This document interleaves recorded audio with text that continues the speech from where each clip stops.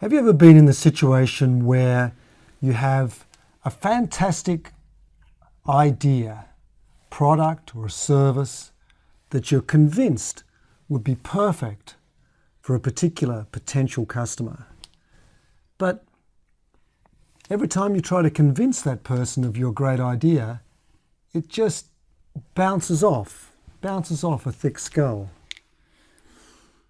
Wouldn't it be fantastic if you could take your idea, put it in a special container so that it went inside? It was accepted in the mind of your potential customer, accepted and understood. Wouldn't that be fantastic? Well, there is such a container, and it's called a story. I'm Mike Adams, and I've been in B2B sales and running B2B sales teams for more than 20 years. And I think I first noticed the power of stories in sales when I was working in Russia in the early 2000s. I was running a sales team there, and I was working for an oil and gas services company, a huge company called Schlumberger. And the story of Schlumberger's history in Russia was a particularly interesting story, and I used to tell it to customers and future customers. Schlumberger was founded in the late 1920s by two French brothers who invented a technique for finding oil in oil wells by measuring the resistivity of the rock. And it was a wildly successful idea, and the brothers moved into Russia in the early 1930s, and they were so successful that they were given the Order of the Soviet Union for their contribution to the Russian oil industry. But they suffered an incredible setback when the company was nationalized. All of their assets were taken by the Russian government under Stalin, and they're forced to leave the country.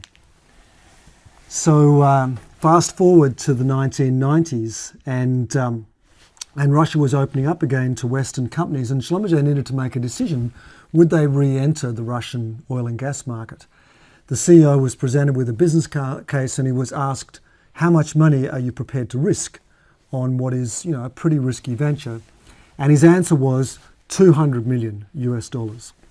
And so Schlumberger set about investing in two of the largest newly nationalized Russian oil companies, newly privatized Russian oil companies, and were pretty much immediately successful. They put people and technology into those companies and were able to double the production within a very short period of time.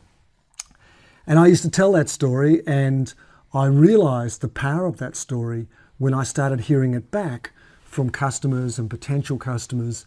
And I realized that the story was almost self-fulfilling. Customers wanted to be part of that success story. And in fact, Schlumberger was wildly successful in Russia. It's now a multi-billion-dollar business for Schlumberger. And I was very successful also in my sales management role, selling software to oil and gas companies. So what I've realized over the years of running sales teams and watching, observing excellent salespeople across many industries is that the very best salespeople tell stories. They use stories. They tell them often. They collect them. And that's really a tremendous secret to their success. And you can learn how to do it as well. It's not a terribly difficult thing to do. It's not technically difficult.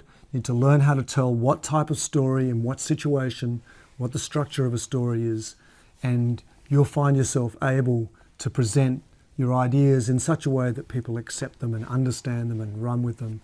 And that's a wonderful thing. So please join us in our story selling workshops. I'm Mike Adams. Thanks for listening.